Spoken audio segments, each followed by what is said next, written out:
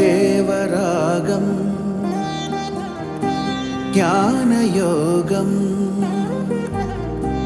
వ్యాసపీఠం బహువేదశాస్త్రం బోధామృతహిత శ్రీమన్నారాయణం శివగౌరీ సంభాషిత సకల పురాణం అష్టాక్షరి పంచాక్షరి మంత్రావరణం అఖిల దేవతా సంస్తుతి పారాయణం జయ మంగళకరమీ ప్రవచన శ్రవణం అనుదినము శుభము సుఖము జీవన గమనం దేవరాగం జ్ఞానయోగం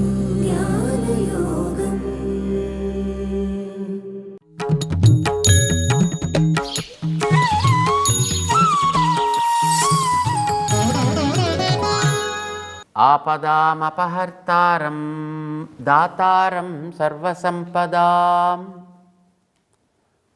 లోకాభిరామం శ్రీరామం భూయో భూయో నమామ్యహం.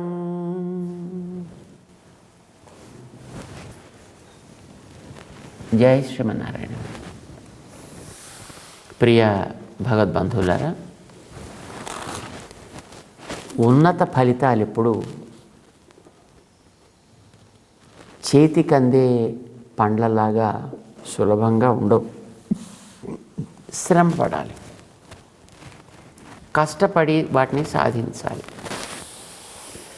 మధ్యలో వైఫల్యాలు ఎదురవుతుంటాయి. నిరాశ చెందకూడదు. కృషిని సవ్యమైనటువంటి రీతిలో సాధించాలి.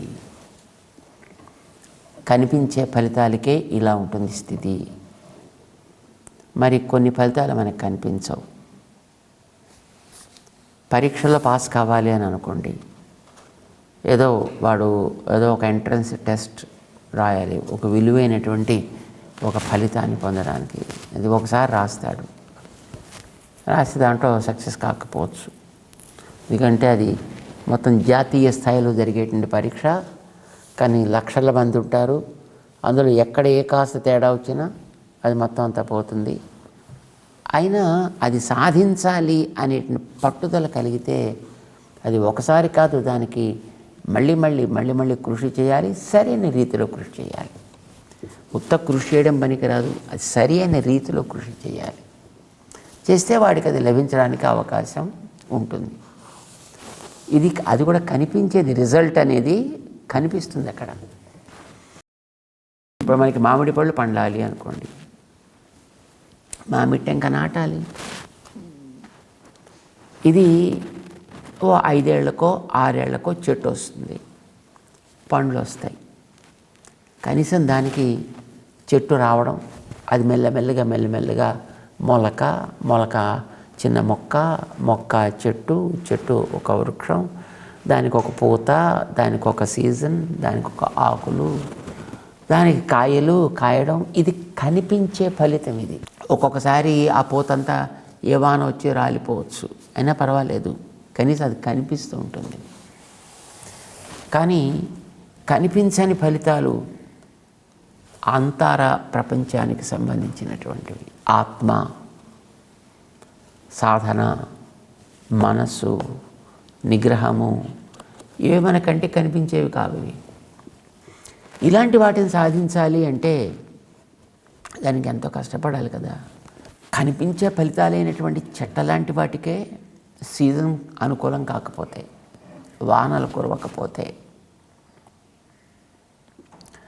పూత కాయ కాచేటప్పుడు వానలు పడితే పంట పండడం మానేస్తుంది. లేకపోతే కాసిన కాయలు కాస్త రాలిపోతుంటాయి. అది రైతుకి భయంకరమైనటువంటి నిరాశ కలిగిస్తుంది. అయితే ఒకసారి పంట పోయింది కదా అని మొత్తం చెట్లన్నీ పీకి పారేసి ఇంకేదో చెత్త చెట్లు వేసుకుందాం అని అనుకోడు. చూడండి, అనుకుంటే మనకి మామిడి పండ్లే ఉండవు. మళ్ళీ ప్రయత్నం చేస్తాడు, మళ్ళీ ప్రయత్నం చేస్తాడు, కనిపించే ఫలితం కనుక. ఆత్మ సాక్షాత్కారం అనేటటువంటి ఫలితాన్ని మనం కోరుకున్నప్పుడు దానికి నాటవలసినటువంటి బీజాలు కర్మ బీజములు. ఇది మనం జ్ఞాపకం పెట్టుకోవాలి. కర్మ త్యాగం కాదు చేయాల్సింది, కర్మ బీజములే నాటాలి. కర్మ బీజాల వల్లనే ఆత్మ సాక్షాత్కారం అనే ఫలితం రావాలి. అది అక్కడ మనకి గుర్తు పెట్టుకోవలసినటువంటిది. దీనికి ఎన్నో రకాలైనటువంటి ఇబ్బందులు కూడా మనకు వస్తుంటాయి. అయితే ఆ కర్మ బీజాలు ఎట్లా నాటాలో మనకి తెలియాలి. అవి నిష్కామ కర్మ బీజములు నాటాలి. అంటే దాని మీద ఫలసంగ కర్తృత్వాలని తగలకుండా ఉండేట్టుగా ఆ కర్మ బీజాలని నాటాలి. బయట మనం వేసే గింజలైతే ఎండ తగలాలి, నీళ్లు తగలాలి, గాలి తగలాలి, వెలుతురు తగలాలి. ఇవన్నీ తగిలితేనే ఆ బీజాలు మొలకెత్తుతాయి. కానీ మనం కర్మ బీజాలు నాటేటప్పుడు ఈ ఫలితం నాది, నా వల్లే జరుగుతోంది, చేసేవాడిని నేను, ఇలాంటి ఫలసంగ కర్తృత్వాలనేవి ఎక్కడ తాకినా ఆ బీజాలు మొలకెత్తడం మానేస్తాయి. ఆత్మసాక్షాత్కారం అనేటటువంటిది రావడం మానేస్తుంది. మనకు ఎలా ఉంటుందంటే గింజ నాటగానే టీవీలో చూస్తుంటాం కదా, మనకి డబ్బులు నాటండి, లాభాలు పొందండి అని వాడు ప్రకటన చేసేటప్పుడు వాడు ఇలా డబ్బులు ఎలా వేస్తాడు, వెంటనే టక్ టక్ టక్ మనలో చెట్టులా వచ్చేస్తుంది. ఆ చెట్టు నుంచి 4 కొమ్మలు, ఒక్కొక్క కొమ్మకి మన పోక గుత్తుల్లాగా, కొబ్బరి గుత్తుల్లాగా అలాగా పైసలు అలా వేలాడుతూ కనిపిస్తుంటే ఇలాగే వచ్చేస్తాయి కాబోలు అని మన యొక్క ఉద్దేశం, అలా పండాలి అని. కానీ అది టీవీ వరకు పనికొస్తుంది, కానీ నిజ జీవితంలో అలా పండవు. ఎంతో కృషితోటే పండుతాయి అవి. దానికి చేయాల్సినటువంటి కృషి కూడా చాలా సిన్సియర్గా, నిరాశ అనేది లేకుండా. ఒకవేళ ఎప్పుడైనా దీనికి దాంట్లో ఏదైనా వైఫల్యం వచ్చినా ఆ వైఫల్యం వల్ల దిగులు చెందనటువంటి రైతులాగా, కృషి చేసేటువంటి కర్షకుల్లాగా మనం సాధన చేయాల్సి వస్తుంది. భగవంతుడికి ఓ పేరుందండి, ఆ నిర్విణ్ణ అని ఓ పేరండి. నిర్వేదము లేనివాడు అని. ఎందుకు పాపం నిర్వేదం ఆయనకి అంటే, ఆయన ఎంతకాలంగా ఈ జీవులు అనేటటువంటి మనని, ఈ ప్రకృతిని, ఈ క్షేత్రం నాటుతున్నాడండి. మంచి ఫలితాలు రావాలని, మోక్ష ఫలితం రావాలి, వీడికి సాయుధ్యం అనే ఫలితం రావాలి, వచ్చి అక్కడ వీడు హాయిగా బ్రహ్మానందాన్ని అనుభవించాలి అని కోట్ల కోట్ల జీవుల్ని, ఈ జీవులని, బీజాలని ఈ ప్రకృతి అనే క్షేత్రంలో నాటుతూనే ఉన్నాడు. ఇదం శరీరం కౌంతేయ క్షేత్రం ఇత్యభిధీయతే. అక్కడ మనకి 13వ అధ్యాయంలోకి వెళ్ళిన తర్వాత ఆయన చెప్పాడు, ఆయన ఇది ఒక పెద్ద క్షేత్రమాయా, ఈ జీవుల్ని పట్టుకొని దీంట్లో నేను ఆడుతున్నాను. ఎప్పటి నుంచి నాడుతున్నాడు, అదండి మనకి ఇంపార్టెంట్ తెలుసుకోవాల్సింది. ఎప్పటి నుంచి ఆయన ఆడుతున్నాడు. బాపురే, చెప్పడం కష్టం అండి. చెప్పడం కష్టం కనుక అనాది అని ఊరుకున్నారు. ప్రకృతిం పురుషం చైవ విద్ధి అనాది ఉభావతి. నేను ఎప్పటి నుంచో చెప్పడం చాలా కష్టమయ్యా, ఎన్ని సున్నాలు పెట్టినా ఈ అంకె మనకి పూర్తి కాదు. అప్పటి నుంచి నేను కృషి చేస్తూనే ఉన్నా, ఇప్పటికీ నాటుతూనే ఉన్నా, ఇప్పటికీ ఇంకా నేను నాటాల్సి వస్తూనే ఉంది. మళ్ళీ నువ్వు ఇలా నిరాశకు లోనవుతూనే ఉన్నావు. ఇది సహజంగా సాగుతోంది. అయినా నేను నిరాశ పొందలేదు చూడు. ఇంకెందుకు అసలు వీళ్ళని ఈ సృష్టిలోకి తీసుకురావడం, అనవసరంగా వీళ్ళ మీద ఈ కృషి చేయడం. పొండ వ్యధ వల్ల అలా మీ ఇష్టం వచ్చినట్టుగా ఆ ప్రళయ సాగరంలో పడి కొట్టుకోండి అని వదిలేసి ఉండొచ్చు కదా. ఆ నిర్విణ్ణ, ఆయనకి నిర్వేదం అనేటటువంటిది లేదు, నిరాశ అనేది లేదు. మళ్ళీ కృషి చేద్దాం, మళ్ళీ ఇంకోసారి నాటుదాం, ఇంకొకసారి నాటుదాం, మళ్ళీ యత్నం చేద్దాం. ఎంతకాలంగా ఎంత యత్నం చేస్తున్నాడు కదండి ఆ మహానుభావుడు. మనం చూసేటువంటి ఈ సృష్టి అంతా ఆయన ఎన్నోసారి చేసిందో తెలియదండి. ప్రతిసారి మళ్ళీ వీళ్ళని సృష్టి చేయడం, మళ్ళీ ఒక బ్రహ్మగారిని తీసుకురావడం, ఆయనకి మళ్ళీ ఇవన్నీ ఈ రా మెటీరియల్ అంతా ఇవ్వడం, ఈ డైస్ అన్నీ ఇవ్వడం, దీంట్లో మళ్ళీ తయారు చేయవయా అని మళ్ళీ ఇస్తుండడం. తయారై వచ్చిన తర్వాత మనం దాంట్లో తగినటువంటి ఫలితాలను ఇవ్వకుండా పాడు చేస్తుండడం. అరే రే ఈసారి కూడా మళ్ళీ వేస్ట్ అయిపోయింది అని మళ్ళీ వీటన్నిటినీ మళ్ళీ వెనక్కి తీసుకెళ్ళిపోయి రీసైకిల్ చేయడం, మళ్ళీ కొత్తగా మళ్ళీ ప్రారంభించడం. అందుకోసమని మనవాడు సంకల్పం చెప్పేటప్పుడు అద్య బ్రహ్మణ, అద్య బ్రహ్మణ, ఎన్నిసార్లు ఆయన బ్రహ్మగారిని పుట్టించాడో తెలియదు. అలాంటి బ్రహ్మ పరంపరలో ఇప్పుడుండే బ్రహ్మగారి కాలమానం ప్రకారం ఇప్పుడు మనం ఉండేటటువంటిది ఇంత ఇంత ఇంత అని కాలగణన చెప్పేవాళ్ళు చెప్తూ ఉంటారు. అంటే ఎన్ని బ్రహ్మల కాలం పోయిందో అప్పటి నుంచే పాప ఆ పెద్ద మనిషి ప్రయత్నం చేస్తూనే ఉన్నాడు. మనం ఆయన ప్రయత్నాల్ని పాడు చేస్తూనే ఉన్నాం. ఆయనకి నిరాశ అనేది ఇంతవరకు కలగలేదు. ఆశాజీవి, అసలు గొప్ప ఆశాజీవి ఆయనేనండి. ఆశాజీవి ధృతరాష్ట్రుడు, దుర్యోధనుడును. అందుకే ఒకడు పోతే మరొకడిని పట్టుకొచ్చి పెట్టాడు, వాడిపోతే ఇంకొకరిని సైనాధికుడిని చేశాడు, ఆయన పోతే ఇంకొకరిని, చివరికి శల్యుడిని కూడా సేనానాయకుడు చేశారండి. ఆశా బలవతి రాజన్. ఎంత ఆశ దుర్యోధనుడికి అని పాపం దుర్యోధనుడి గురించి చెప్పారు. ఆయన ఆశ గొప్ప ఆశ కాదండి, పాపం దేవుడి ఆశ, నారాయణుడి యొక్క ఆశ చాలా గొప్పది. నిరాశ అనేది లేకుండా, నిర్వేదం అనేది లేకుండా, నిస్పృహ అనేది లేకుండా కృషి చేస్తూనే చేస్తూనే చేస్తూనే ఉన్నాడు. అంత చేసి అనుభవం గరించాడు కనుకనే అర్జునుడికి చెప్పగలుగుతున్నాండి 6వ అధ్యాయంలో, ఆయన ఆత్మసాక్షాత్కారం నీకు ఫలితం అయ్యా, దానికి నువ్వు నాటాల్సింది కర్మత్యాగపు బీజాలని కాదు, కర్మకర్తృత్వము అనేటటువంటి బీజములని నాటాలి. అయితే అవి నిష్కామ కర్మ అనేటటువంటి దాంట్లో లోషంలో శుద్ధి చేసినటువంటి కర్మల్ని నువ్వు దాంట్లో నాటాలి. చేత నువ్వు యుద్ధం కూడా ఇప్పుడు చేసి తీరాలయ్యా, మాంతానంటే లాభం లేదు. ఆ చేయడం వల్లనే నీకు ఆత్మసాక్షాత్కారం కలగాలి. ఆ చేసేటప్పుడు నీ మనస్సుని కొంచెం జాగ్రత్తగా పెట్టుకోవాలి, నిరాశకి లోను కాకుండా పెట్టుకోవాలి. మనకేమో ఆశ ఎంత ఎక్కువ అండి, అయ్యా ఆ గుడికి వెళ్ళి ప్రదక్షిణ చేసిరండి మీకు పిల్లాడు పుడతాడు అని అంటే మనం ఒక్కొక్క మెట్టు ఎక్కి ఎన్నో మంత్ వచ్చిందని చూసుకునేటటువంటి స్థితిలో ఉండేవాళ్ళం మనం. అంటే మెట్టు ఎక్కుతుండే మెట్టుకి గర్భం పెరుగుతుందంటే నువ్వు కొండెక్కాలి, రావాలి, వచ్చిన తర్వాత నీలో విశ్వాసం ఉండాలి. తర్వాత కొంతకాలం అయితే అది నీకు ఎప్పుడో ఫలించవచ్చు. మూడు సార్లు స్తంభం చుట్టూ తిరిగితే పిల్లలు కలుగుతారు అంటే నిజమే. 3 సార్లు తిరగాలంటే ఒక్కొక్కసారి తిరిగేటప్పటికి 3వ మంత్ వచ్చిందా లేదా అంటే 3 సార్లు తిరిగినా 9 మంతులు నిండిపోవాలి. అలా వస్తుందా?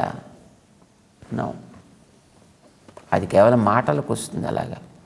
కానీ ప్రాక్టికల్గా జీవితంలో సాగేటప్పుడు దానికోసం కృషి అనేటటువంటిది నిరాశ నిస్పృహలకి లోను కాకుండా చేస్తూనే ఉండాలి. జారిపోవచ్చును, మధ్యలో కొన్ని చిన్న అవాంతర ఫలితాలు ఏర్పడవచ్చును. ఏదో మనకి రామకృష్ణ పరమహంస జీవితంలో చెప్తారు చూడండి, మధ్యలో ఎవడో వచ్చి నేను నీళ్ల మీద నడుస్తానండి అన్నట్టండి. నీళ్ళ మీద వాడో సాధన చేశాడు, వాడు నీళ్ళ మీద నడిచాడు. వాడు దానికి ఎంతకాలం ఖర్చు పెట్టావా అని అడిగాడు ఆయన. 12 ఏళ్ళు సాధన చేశాను. ఓరి దౌర్భాగ్యుడా, నీ జీవితంలో 12 ఏళ్ళు పాడు చేసుకున్నావురా నైనా. నువ్వు చేసిన ఈ సాధన నీ ఆత్మానందం కోసం చేసుకొని ఉంటే అందులో ఎంతో పైకి ఎక్కగలిగి ఉండేవాడివి. నీళ్ళ మీద నడవడానికి నువ్వు దాన్ని ఉపయోగిస్తున్నావు. అప్పట్లో దానికి ఒక ఏదో అర్ధనామం ఎంతో ఉండేదండి దానికి. అప్పుడు ఆ కలకత్తాలో నది మీద ఇటు నుంచి అటు పక్కకి పడవలో దాటడానికి ఆ మాత్రం పైసలు ఇస్తే శుభ్రంగా పడబడు, ఏ సాధన లేకుండా ఏ శ్రమ లేకుండా శుభ్రంగా భోజనం చేస్తూ చేతిలో టిఫిన్ పెట్టి నిన్ను ఇక్కడి నుంచి అటు పక్క తీసుకెళ్ళి వాడు డ్రాప్ చేస్తాడరా. దానికోసం నువ్వు నీ జీవితంలో ఇంతకాలం క్లేశపడి పాపం దాన్ని సాధించావు నైనా. ఇకనైనా ఈ సాధనని మంచి కోసం వాడుకో అని పాపం చెప్తాడండి. అట్లాగా ఆత్మ సాక్షాత్కారంగా మనకు కూడా అదో కుండలిని జాగరణం, లేకపోతే మరేదో వస్తుంది, అది ఇక్కడి నుంచి ఇక్కడ దాకా వస్తుంది, ఇక్కడి నుంచి ఇక్కడ దాకా వస్తుంది, ఇక్కడి నుంచి ఇక్కడ దాకా వస్తుంది, మొత్తం అంతా వ్యాపిస్తుంది, ఆత్మ సాక్షాత్కారం కలుగుతుంది. కనుక ఇప్పుడు నాకు ఎంత ఎత్తు వచ్చింది, ఎంత ఎత్తు వచ్చింది నీకెందుకు? కానీ మనకి అదేదో కనిపించాలి, లేదు ఎవరికైనా చూపించాలి. నేను ఎంత సాధన చేస్తున్నాను తెలుసునా, నా సాధనలో ఇప్పటికీ నేను ఇంత ఎత్తగలిగాను. ఇవన్నీ కూడా దాంట్లో విఘ్నాలు, చేసే సాధనకి అవరోధాలు, ఇవన్నీ కూడా మనిషిని దాంట్లో దిగజారుస్తాయి. వాటికి నువ్వు లోను కాకూడదు. ఒకటి, వాటికి అలాంటి తాత్కాలిక ప్రయోజనాల వైపు నువ్వు ఆకర్షితుడు కాకూడదు. రెండవది, చేసిన దాంట్లో ఎప్పుడైనా ఒకవేళ వైఫల్యాలు ఎదురైనా నిరాశ చెందకూడదు, దిగులు చెందకూడదు. కర్తవ్యాన్ని మానడానికి వీల్లేదు, అది సాధిస్తూ ఉండాలి. సనిశ్చయేన యోక్తవ్యః యోగః అనిర్విణ్ణ చేతసా. నిర్వేదం లేనటువంటి మనస్సుతోటి తప్పకుండా చేయాలయ్యా. తం విద్యాత్ దుఃఖ సంయోగ వియోగం యోగ సంహితం అంటూ శ్రీకృష్ణుడు అర్జునుడికి చేయాల్సినటువంటి యోగాన్ని గురించి, సాధించాల్సినటువంటి ఆత్మ సాక్షాత్కారాన్ని గురించి చెప్తున్నాను. ఎంతకాలం చేయాలి కదా, ఎంతకాలం చేయాలి లాగా. దానికి బ్రహ్మసూత్రాల్లో పాప వేదవ్యాస భగవానుడు చెప్పాడు, ఎంతకాలం చేయాలని, లభించేంతవరకు చేయాలి. డాక్టర్ గారి దగ్గరికి వెళ్ళినప్పుడు రోగం తెచ్చుకోవడానికి ఎంతకాలం తెచ్చుకోవచ్చునండి అని అడగడండి ఎవడు. రోగం తెచ్చుకుంటాడు, శుభ్రంగా మొత్తం ఒంటి నిండా నిండేంతవరకు రోగం తెచ్చుకుంటాడు. కానీ డాక్టర్ దగ్గరికి వెళ్ళి, అరే ఈ మందు ఇలా వాడరా, ఎంతకాలం వాడాలండి, ఎంతకాలం తగ్గేంతవరకు వాడాలి. తెచ్చుకోవడానికి నువ్వు ఎంత కృషి చేసావో తగ్గడానికి కూడా అంత కృషి చేయక్కర్లా. మనం కొన్ని యుగాల పాటు అలవాటు పడి దిగజారుతూ ఉండేటటువంటి ప్రవృత్తిలోంచి ఈవేళ మనం పైకి ఎక్కాలంటే ఎంతకాలం ఎక్కాలి, ఎంతకాలం కృషి చేయాలి. ఆ ప్రయాణాత్ వేదవ్యాస భగవానుడు చెప్పాడండి. ఎంతకాలం చేయాలంటే ఆ ప్రయాణాత్, నువ్వు ఈ దేహంలోంచి బయటికి పడేటంత వరకు కూడా, ఇందులో ఉన్నంత వరకు గాలి ఎట్లా పీలుస్తుంటావో, నీవు లోపల ఆహారాదులు ఎట్లా స్వీకరిస్తుంటావో, యోగాభ్యాసం కూడా అట్లానే చేయాలి. యోగాభ్యాసం అంటే ఫిజికల్గా చేసేటువంటి యోగాని గురించి మనం మాట్లాడటం లేదు. మనస్సుని మనం తయారు చేసుకునేటటువంటి సాధన గురించి మాట్లాడుకుంటున్నాం. ప్రమాదం ఏంటంటే అది మనస్సు కనిపించేది కాదు, ఆత్మ కనిపించేది కాదు. ఇవన్నీ మనం విశ్వసించాల్సినవి. ఈ శాస్త్రం మీద మనకు విశ్వాసం ఉండాలి, అది చెప్పినటువంటి మన ఆచార్యుడు మనకు విశ్వాసం ఉండాలి, సాధన చేయాలి. చేత కనిపించే రంగంలో ప్రయత్నం చేయడానికే మనకి చాలా రకాల ఆక్షేపణలు వస్తుంటాయి. కనిపించే రంగంలో ప్రయత్నాలు చేయడానికే మనకి ఎన్నో రకాలంటే నిరాశలు ఎదురవుతుంటాయి. అలాంటిది ఇంద్రియాలు కనిపించవు, మనస్సు కనిపించదు, బుద్ధి కనిపించదు, ఆత్మ కనిపించదు. ఇలాంటి కనిపించని దాంట్లో సాధన చెయ్యాలనగానే దాని మీద నీకు విశ్వాసం ఎంత దృఢంగా ఉండాలి. అందుచేత ఇది చాలా ప్రధానమయ్యా. స నిశ్చయేన యోక్తవ్యః యోగః అనిర్విణ్ణ చేతస.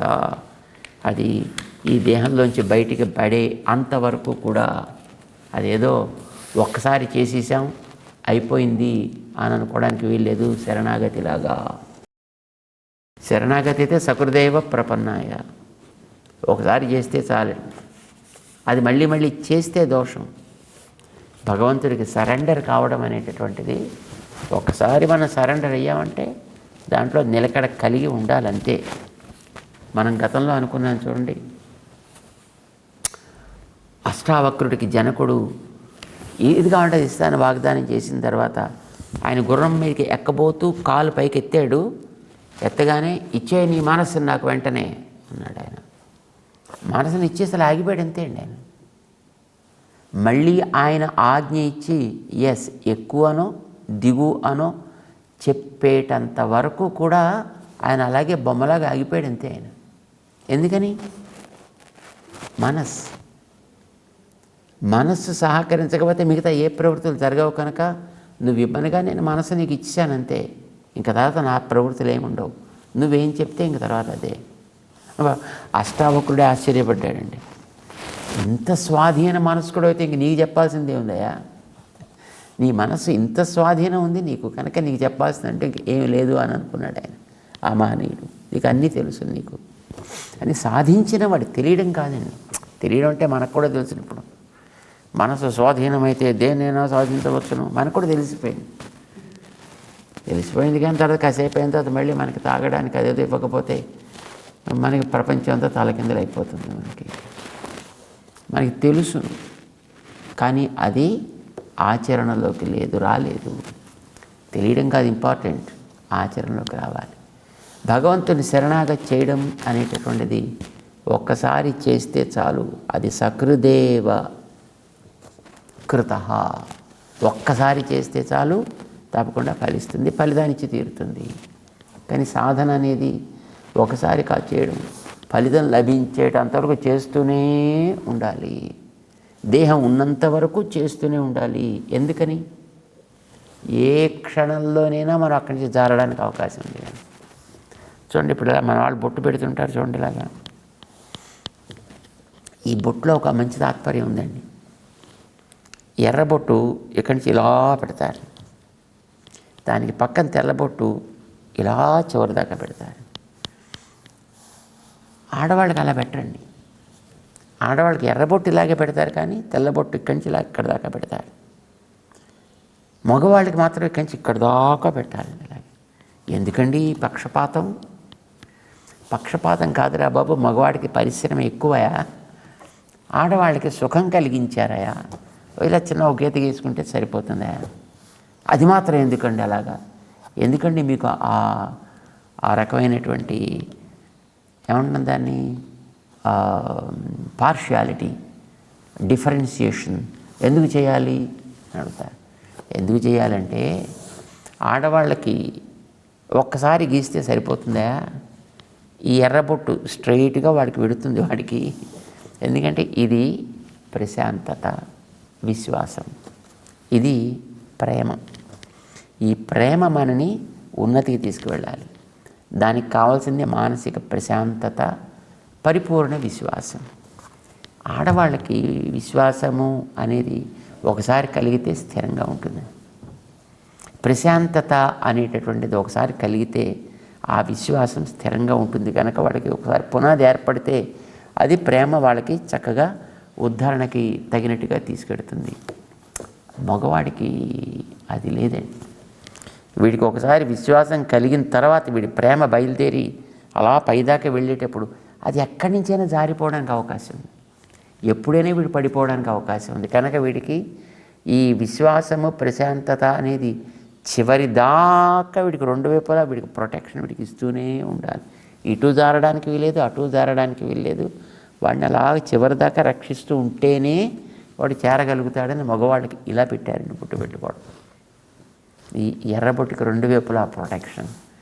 అలాగా ఆ మానసికమైనటువంటి ఈ సాధన అనేటటువంటిది, నిరాశారహితమైన సాధన అనేటటువంటిది, ఆత్మసాక్షాత్కారం అనే ఫలితం లభించడానికి ఆ ప్రయాణాత్ వీడు ఈ దేహం వదిలి వెళ్ళేటంత వరకు చివరిదాకా ఎప్పుడైనా జారే అవకాశం ఉంది కనుక అది కలగకుండా ఉండడం కోసం వీడు చివరిదాకా సాధన చేస్తూనే ఉండాలయా అని శ్రీకృష్ణుడు అర్జునుడికి అనిర్విణ చేతస్కత్వం, నిరాశారహితమైనటువంటి ఉత్సాహభరితమైనటువంటి ప్రయత్నం మనస్సుకి ఇవ్వడం అనేటటువంటిది ప్రధానమైనటువంటి కర్తవ్యమయ. యోగం నీకు సిద్ధించడం కోసం, ఆత్మసాక్షాత్కారం అనే ఫలితాన్ని పొందడం కోసం. కనుక ఇది తప్పకుండా చేయాలి అని 6వ అధ్యాయంలో ఆసన నియమాన్ని చెప్పి, ఆహార నియమాన్ని చెప్పి, వ్యవహార నియమాన్ని చెప్పి, అది భగవంతుడి తోడుపాటు ఉండడంతో కలుగుతుంది అని చెప్పి దానిని సాధించడానికి మనస్సు ప్రధాన సాధనం కనుక ఆ మనస్సుని ఇంతలాగా నువ్వు చక్కటి శిక్షణతోటి ముందుకు తీసుకువెళ్ళాలి సుమా అని చెబుతూ అర్జునుడిని ముందుగా నడిపిస్తున్నాడు. 6వ అధ్యాయంలో 23వ శ్లోకం దాకా మనం అనుసంధానం చేసుకుంటున్నాం. ముందుకు సాగుతాం. జై శ్రీమన్నారాయణ.